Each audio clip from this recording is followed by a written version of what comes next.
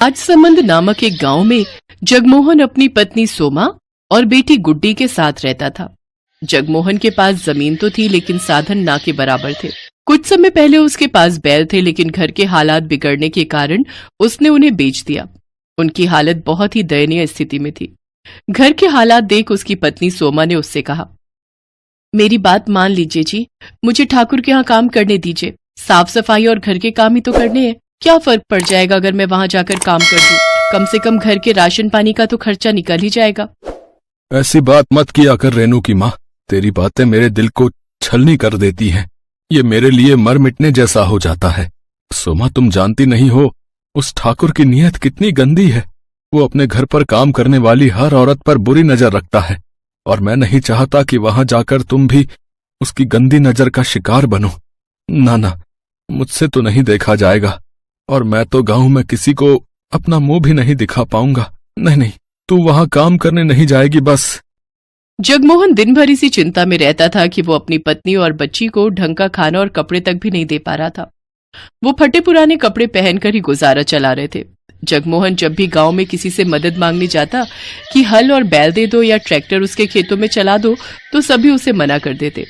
एक दिन अपने खेतों को फावड़े से खोदते खोदते वो अधमरा सा हो गया। उसकी सूखी जमीन पर फावड़ा भी नहीं चल रहा था, लेकिन वो लगातार फावड़ा चलाए जा रहा था। उसकी आंखों के सामने बार बार अपने परिवार का चेहरा आ रहा था। उधर गांव का ठाकुर गीदड़ की तरह नजरें गड़ाए बैठा था कि कब जगमोहन मदद के लिए उसके पास आए और वो उसकी जमीन हथिया ले। वो जब भी जगमोहन से मिलता था तो उसे एक ही बात कहता था, जगमोहन, रे तुझे कितनी बार कहा है अपनी जमीन मुझे दे दे, मैं तुझे उसके अच्छे दाम दे दूंगा। नहीं साहब, पैसे तो एक दिन खत्म हो जाएंगे, लेकिन जमीन ये मेरे पूर्वजों की निशानी है, भला इन्हें मैं कैसे बेच सकता हूँ। ये कहकर जगमोहन चला जाता है। ऐसे ही कुछ दिन बीत जाते हैं। एक रोज सोमा उससे कहती है, सुनिए जी, घर में आटा नहीं बचा है और ना अचार सब्जी, कुछ भी खाने को नहीं है। अब हम क्या खाएंगे जी? सोमा, तू रेनू के लिए कुछ देख, है तो हम तो भूखे भी सो जाएंगे। लेकिन आपने भी तो सुबह से कुछ नहीं खाया जी, आपको भी तो भूख लगी होगी ना।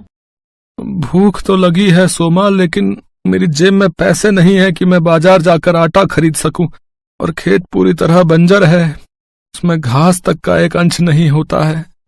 अपने पति की लाचारी देख सोमा को उस पर दया आती है। फिर उसका ध्यान अपने पति की बात पर जाता है और वो आंगन में लगी घास को देखती है। फिर उसे तोड़कर लाती है और उसे पतीले में उबाल लेती है। फिर सिलबट्टे पर पीसकर उसका पेस्ट बना लेती है और उसमें नमक, मिर्च, हल्दी, अजवाइन मिलाकर उसे तवे पर डाल देती है। फिर उसकी गोल सी रोटी बनाकर तैयार कर लेती है। ये ले रेनू, मेरी बच्ची, अपनी माँ को माफ करना। घास की रोटी बनाने के अलावा मेरे पास और कोई चारा नहीं था। तो क्या हुआ माँ?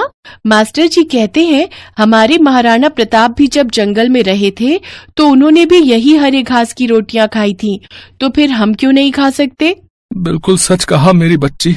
फिर जैसे ही रेनू और जगमोहन उसे अपने मुंह में डालते हैं तो उसे खाकर कहते हैं, वाह माँ, ये तो बड़ा ही स्वादिष्ट है। हाँ सुमा, ये तो लाजवाब है। की आंखों से आंसू बहने लगते हैं। मैं जानती हूँ ये इतनी अच्छी नहीं है, आप दोनों बस मेरा मन रखने के लिए कह रहे हैं। फिर उन तीनों की आंखों से आंसू बहने लगते हैं। तभी दरवाजे पर कोई आदमी आता है। जी, ये जगमोहन जी का घर है। जी हाँ। तभी जगमोहन आता है। क्या बात है भाई साहब? दरअसल मैं लॉटरी विभाग से आया हूँ। कुछ महीने पहले जो आपने लॉटरी खरीदी थी उसका आज रिजल्ट आया है और आपने इस लॉटरी को जीत लिया है, जिसका इनाम पूरे 25 लाख रुपए है। 25 लाख रुपए? और साथ में ये, हाँ जी, और साथ में ये आज का खाना हमारी कंपनी की तरफ से आपके लिए। ये सुनकर जगमोहन, सोमा और रेनू सब बहुत ही खुश होते हैं। अब उनके दिन बदल जाते हैं। जगमोहन ट्रैक्टर बुलवाकर अपने खेतों पर चलवाता है, जिससे उसकी बंजर भूमि में जान आ जाती है और उसमें फसल उगाती है। साथ ही वो अपने लिए पक्का घर भी बनवा लेता है और अब शहरों से नई नई खाद लाकर अपने खेतों पर डालता है, जिससे उसकी फसल अच्छे से तैयार हो जाती है और वो उससे भी काफी पैसे कमाने लगता है। देखते ही देखते अब वो उस गांव का सबसे अमीर आदमी बन जाता है। अब वो अपने परिवार की हर इच्छा पूरी करता है और खुशी खुशी उनके साथ रहने लगता है। सुमन ज्यादा पढ़ी लिखी नहीं थी, पर वैसे वो बहुत होशियार थी। धामपुर शहर में उसकी ससुराल थी। आजकल वो अपने बेटे पारस के साथ मायके रहने आई हुई थी।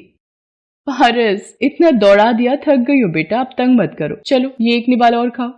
सुमन बिटिया, तू जितना बोलेगी खाने के लिए ये उतना ही तुझे तंग करेगा। अपना भी तो ध्यान रखना है, 7वां महीना चल रहा है, ऐसे भागा दौड़ी ठीक नहीं। क्या करूँ माँ, खाने के लिए इसके आगे पीछे ना भागूं तो ये पूरा दिन कुछ ना खाए। रुको माँ, शायद मेरा फोन बज रहा है। हेलो माँ जी, सब ठीक तो है? आप रो क्यों रही हो? क्या नितिन का एक्सीडेंट हो गया? कौन से अस्पताल में है वो? मैं पहुंच रही हूँ। सुमन के पति नितिन का रोड एक्सीडेंट हो जाता है। सुमन अस्पताल पहुंचती है। सुमन बहू, डॉक्टर ने कहा है कि नितिन के पैरों में गहरे जख्म आए हैं। डॉक्टर, कुछ तो इलाज होगा। देखिए, अभी कुछ नहीं कहा जा सकता, इनके घुटनों के हिस्से में ज्यादा दबाव पड़ा है। माँ, मैं और मीना जरा घर जा रहे हैं, बंटी घर पर अकेला है। सुनो जी, ये तुम्हारा भाई तो अपाहिज हो गया है। अब हमारी छाती पर क्या ये सारी जिंदगी बैठकर मूंग दलेंगे? ऊपर से उसके 2 बच्चे, एक साथ में है और एक पैदा होने वाला है। अब तुम मेहनत करोगे और वो मुफ्त की रोटियां तोड़ेंगे। अरे मीना, तुम देखती जाओ, इन्हें घर तो आने दो। मैंने सारा किस्सा ही खत्म कर देना है। तुम मुझे इतना बेवकूफ मत समझो, मैंने सब सोच लिया है कि मुझे करना क्या है। हाँ। सुमन और उसकी सास नितिन को घर लेकर आते हैं।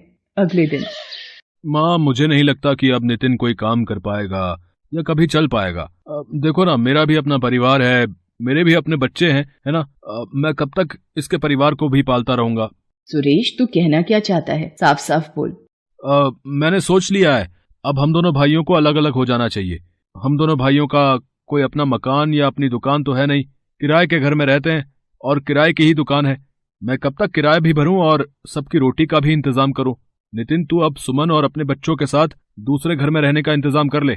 सुरेश, तुझे जरा सी भी शर्म नहीं आती? अपने छोटे भाई की मजबूरी का फायदा उठा रहा है। आज उसे जिंदगी ने अपाहिज बना दिया है तो तू उसको हर तरफ से लाचार बना रहा है। माँ जी, आप ये गनीमत समझो कि हम आपको यहाँ से नहीं निकाल रहे हैं, वरना फिर आप जानती हैं। अरे तू क्या मुझे निकालेगी? मैं ही अपने बच्चों के साथ यहाँ से चली जाऊंगी। सुरेश, तू बड़े भाई के नाम पर कलंक है। अगले दिन सुमन सबके साथ अपनी माँ के घर आ जाती है।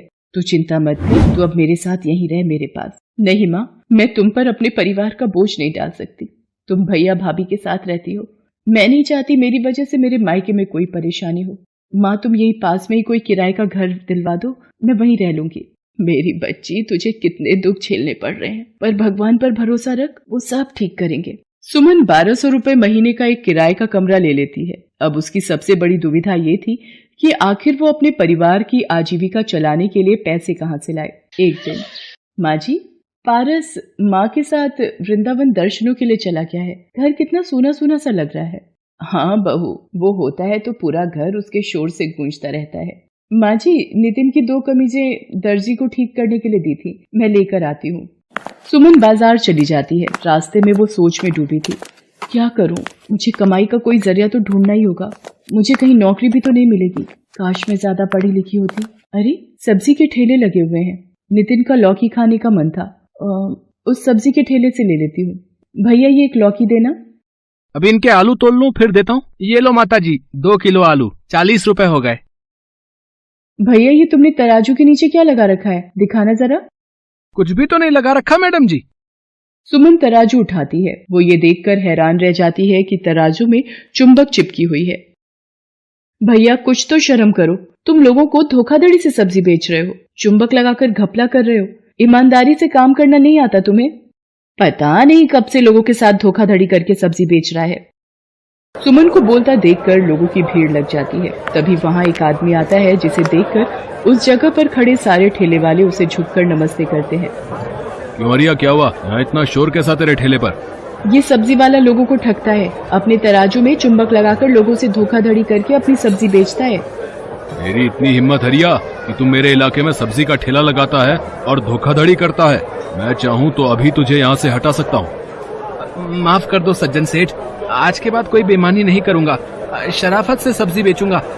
मेरे छोटे छोटे 4 बच्चे हैं, अगर मेरा कमाई का जरिया छिन गया तो वो भूखे मर जाएंगे। हाँ, रहने दीजिए भाई साहब, इसे अपनी गलती का एहसास हो गया है। मैं जानती हूँ परिवार की परेशानियों का दर्द क्या होता है। बात करते करते सुमन की आंखें भर आती हैं। तभी चिंता से उसके दर्द शुरू हो जाता है। वहाँ आसपास में भीड़ लग जाती है। अरे, इन बहन जी की तबीयत खराब हो रही है, लगता है इन्हें अस्पताल ले जाना पड़ेगा। सुमन की अचानक शायद चिंता और परेशानी से दर्द शुरू हो जाता है। सज्जन सेठ कुछ लोगों की मदद से सुमन को अस्पताल ले जाता है। सुमन रास्ते में ही अपने घर का पता सज्जन सेठ को बता देती है।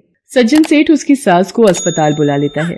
सुमन को एक बेटी पैदा होती है। वहीं सज्जन सेठ को पता चलता है कि सुमन का पति नितिन अपाहिज है और वो बहुत ही दुखों से गुजर रही है। सज्जन सेठ, आज आपने बड़े भाई की तरह मेरी मदद की है। मैं आपका एहसान कभी नहीं भूलूंगी। इसमें एहसान की कोई बात नहीं है बहन, तुम मेरी अपनी बहन जैसी हो। सुमन घर आ जाती है।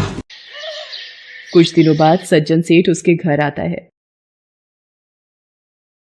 सुमन बहन, तुम मुझे काम के लिए बोल रही थी? मेरे पास सब्जी की बहुत सी दुकानें हैं, पर संभालने वाला कोई नहीं। मैं चाहता हूं मेरी मंडी में जितनी भी सब्जी की दुकानें हैं उनका हिसाब और देखरेख अब से तुम रखो। मैं जानता हूं तुम्हारी जगह ये काम और कोई ईमानदारी से नहीं कर सकता। माँ जी, नितिन देखो, भगवान ने सज्जन सेठ के रूप में एक भाई देकर हमारी कितनी मदद कर दी। सुमन की आंखों में खुशी के आंसू थे। वो अब कड़ी मेहनत से मंडी में जाकर सब्जियों का सारा हिसाब रखती, एक एक दुकानदार से जाकर पूछती और देखती कि सब कुछ ठीक से चल रहा है या नहीं। सज्जन सेठ भी सुमन की मेहनत को गौर करता था। सुमन के आ जाने से सज्जन सेठ का भी काम बहुत आसान हो गया था। अब सब कुछ ईमानदारी से चल रहा था।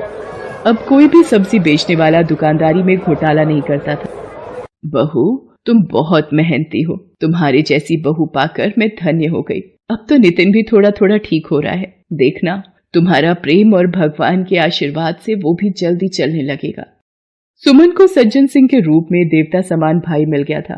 उस दिन के बाद सुमन सब्जी मंडी का सारा काम संभालने लगी। धीरे धीरे अपनी ईमानदारी और मेहनत के बल पर सुमन एक सब्जी वाली बहू बनकर अपनी सारी जिम्मेदारियां निभाती है।